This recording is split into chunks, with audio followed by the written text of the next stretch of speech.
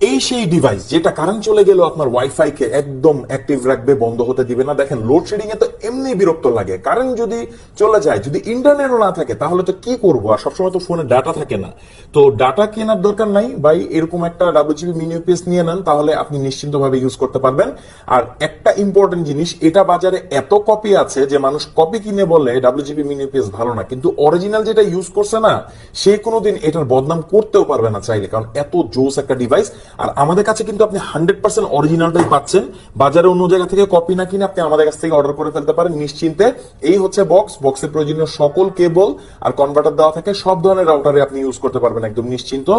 আর এটা দেখেন WGB mini UPS এর যে অরিজিনালটা এমনই হয়, 8800 mAh এর ব্যাটারি থাকবে, অনেকেরটায় 8000 mAh এর থাকে, ওগুলো হচ্ছে কপি, ওগুলো আপনি অ্যাভয়েড করার ট্রাই করবেন।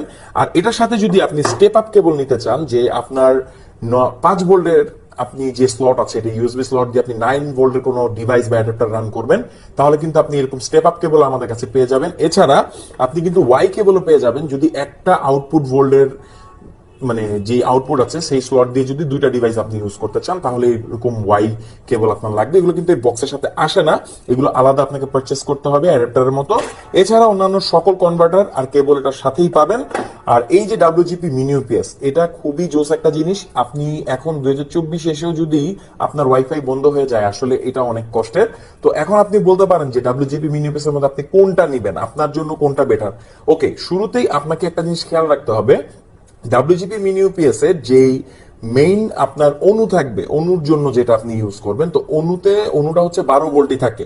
সো আপনাকে 12টা এখানে কমন রাখতে হবে। এবার দেখতে হবে আপনার রাউটারের ভোল্ট কত। এর জন্য আপনার রাউটারের যে অ্যাডাপ্টার আছে, অ্যাডাপ্টারটার মধ্যেই লেখা আছে আউটপুট, যদি 9 হয় তাহলে নিয়ে নেবেন আপনি 5, 9, 12। আর যদি সেটা 12 হয় তাহলে নিয়ে নেবেন এই যে 5, 12, 12। ইউজুয়ালি এই দুইটা ভ্যারিয়েন্টই হয়। এছাড়া যদি এমন হয় যে আপনি অলরেডি ডাব্লিউজিপি মিনি ইউপিএস নিয়ে নিয়েছেন এবং আপনার রাউটারটাকে চেঞ্জ করতে চাচ্ছেন, ধরেন আপনি 5, 9, 12 নিয়েছেন, এখন আপনি আরেকটা রাউটার নিলেন যে রাউটারটা হচ্ছে 12 ভোল্টের, এখন তো আপনার 12, 12 আউটপুট রাখবে, কিন্তু এটাতে তো নাই। সেক্ষেত্রে আপনাকে নিয়ে নিতে হবে এই ওয়াই কেবল। এই ওয়াই কেবলটি যদি নিয়ে নেন তাহলে আপনি 12 ভোল্টের যে আউটপুট আছে সেটা দিয়ে আপনি একটা রাউটার আর একটা অন্য আপনি রান করতে পারবেন ইজিলি। আর যদি আপনি চান যে না আপনি 12 ভোল্ট আপনার কাছে অলরেডি আছে, কিন্তু আপনি নতুন রাউটারটা হচ্ছে 9 ভোল্টের, সেক্ষেত্রে আপনাকে এই যে এই স্টেপ আপ কেবল আছে এটা নিয়ে নিতে হবে। এটার যে ইউএসবি স্লট আছে এই 5 ভোল্টে আপনি ইন করে এটা থেকে 9 ভোল্টের আউটপুট পাবেন। তো একটু কমপ্লিকেটেড হয়ে গেছে, আসলে যারা বুঝবেন তারা তো বুঝেই যাবেন। আর এটা হচ্ছে একটা কমপ্লিট ভিডিও ছিল শর্টে, আপনি এটা জেনে নিতে পারবেন। তো ডাব্লিউজিপি মিনি ইউপিএস আপনার বাসায় আছে কিনা অবশ্যই কমেন্ট করে জানাবেন, আর না থাকলে এইবার কিন্তু আপনি এটা নিয়ে নিতেই পারেন।